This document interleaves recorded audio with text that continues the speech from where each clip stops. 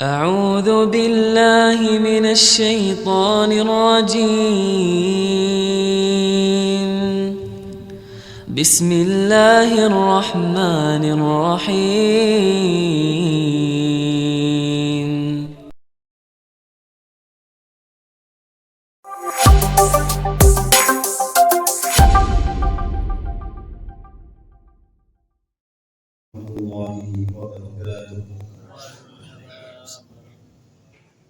الحمد لله رب العالمين والعاقبة للمتقين ولا عدوان إلا على الظالمين. أشهد أن لا إله إلا الله وحده لا شريك له وأشهد أن محمدا عبده ورسوله ولا نبي بعده. اللهم صل وسلم على نبينا محمد وعلى آله وصحبه أجمعين ومن تبعهم بإحسان إلى يوم الدين. أما بعد، فيا أيها الحاضرون المسلمين ونفسي اتقوا الله فقد فاز المتقون.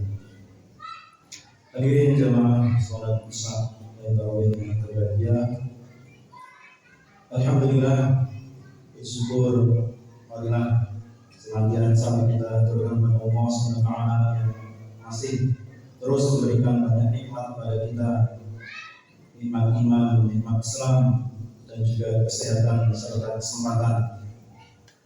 Bisa kita masih diperkenankan oleh Allah SWT untuk bisa masuki bulan Ramadan di tahun 1446 Hijriah ini. Mudah-mudahan setelah kita diizinkan masuk bulan Ramadan masih di awal, mari kita terus bertekad. Mudah-mudahan Allah bisa masih berikan kesempatan juga untuk menyempurnakan bulan Ramadan sampai akhir. Kita bersemangat mengisi bulan Ramadan tahun ini, mudah-mudahan lebih baik dari Ramadan sebelumnya. Hadirin jamaah Isya rahmatullah, bulan Ramadan Syahrul Mubarak, bulan yang penuh dengan keberkahan. Tentu kita semua menginginkan keberkahan dan kemuliaannya. Ada beberapa amalan yang berkaitan erat dengan bulan Ramadan, dengan puasa. Yang pertama tentu adalah puasa itu sendiri. Dalam surat Al-Baqarah ayat 183 sudah sering dibacakan, sering diingatkan. Kemudian juga hadis dari Rasulullah SAW yang sangat kita hafal. Man shoma Ramadhana imanan wa ihtisaban ghufira lahu ma taqaddama min dhanbihi. Barang siapa yang berpuasa dengan iman, dengan dasar iman, wa ihtisaban, dan hanya berharap balasan dari Allah, ghufira lahu ma taqaddama min dhanbihi, maka akan diampuni dosa-dosanya yang telah lalu. Maka kita sangat harus perhatian dengan puasa ini, karena di samping Rasulullah SAW memberikan banyak kabar gembira tentang keutamaan orang-orang yang berpuasa, beliau juga memberi peringatan, kamin sha'imin laisa lahu min siyamihi illa al-jumu'a wal atas. Di samping memberikan kabar gembira tentang keutamaan Ramadan, Rasulullah juga mengingatkan kepada umatnya, ternyata ada juga orang yang berpuasa akan tetapi tidak mendapatkan apa-apa dari puasanya selain lapar dan dahaga. Kita berlindung pada Allah, mudah-mudahan dijauhkan dari puasa yang tidak mendapatkan apa-apa. Kita mudah-mudahan ghufira lahu ma taqaddama min dhanbihi, diampuni dosa-dosa kita. Yang kedua berkaitan erat dengan Ramadan, yang hadisnya hampir sama, adalah man qoma Ramadhana imanan wa ihtisaban ghufira lahu ma taqaddama min dhanbihi.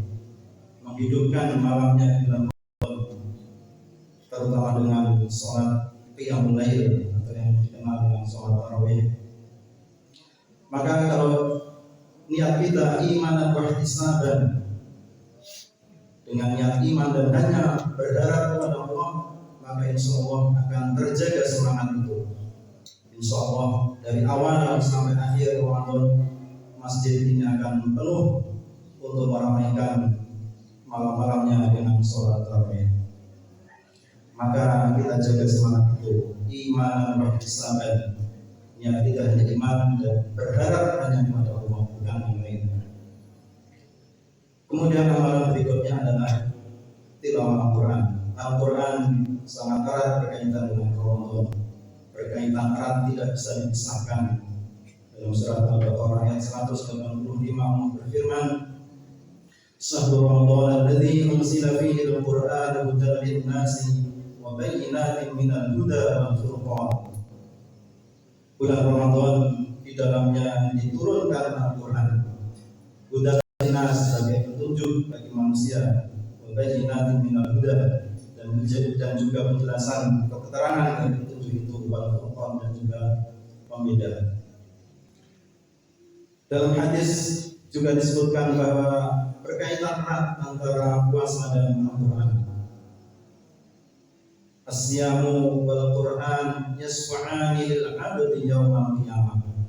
Bahwa puasa dan Al-Quran itu keduanya akan memberi syafaat kepada hamba pada hari kiamat. Jadi sangat berkaitan erat puasa dan Al-Quran. Bahkan keduanya nanti akan memberi keterangan kepada Allah sebagai saksi kepada Allah SWT bagi seorang hamba yang manakala berpuasa dan membaca Al-Quran. Mana'tuhu at-ta'am basyawat bin nahar. Puasa akan mengatakan kepada Allah, seorang hamba itu dia rela menjaga, dia rela tidak makan dan menjaga syahwat pada waktu siang hari. Sedangkan Al-Quran juga akan mengatakan kepada Allah, mana'tuhu an-nawm bil-lail.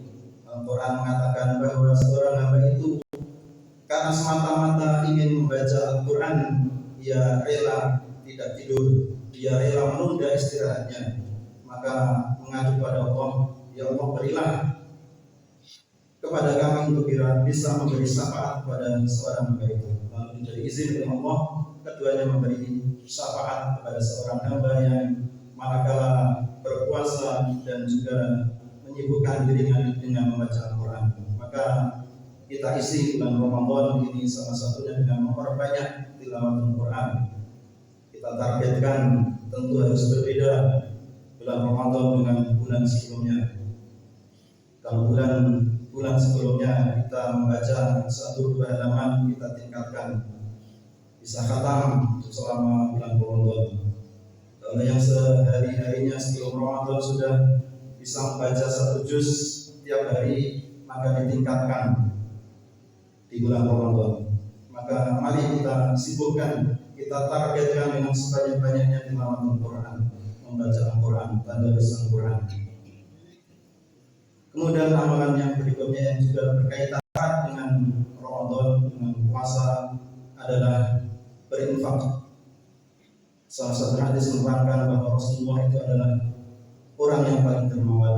Ajwadun nas, manusia yang paling dermawan. Wa kana ajwadu fi Ramadan, dan akan lebih dermawan lagi di bulan Ramadan. Juga memberi satu nasihat ketika ditanya oleh sahabat, ayu sedekah afdal, sedekah apa yang paling afdal? Rasulullah menjawab, sedekah fi Ramadan, sedekah di bulan Ramadan. Maka juga mari kita sisihkan rezeki kita, terutama di bulan Ramadan ini tentu juga harus lebih dibanding bulan-bulan berikutnya, di bulan-bulan lainnya, karena nilai keutamaannya yang sangat-sangat besar. Hadirin rahmatullah, masih ada banyak amalan-amalan yang berkaitan dengan bulan Ramadan, kan tapi dari beberapa yang saya sebutkan ini, marilah kita bertekad mengisi Ramadan dengan sebaik-baiknya. Kita perbaiki puasa kita, sholat kita, tilawah Quran kita, maupun amalan-amalan yang lain, dan juga menjaga lisan kita dari hal-hal yang bisa mengurangi pahala puasa. Demikian, mudah-mudahan bermanfaat. Dan kekurangan mohon maaf. Billahi taufiq wal hidayah. Assalamualaikum warahmatullahi wabarakatuh.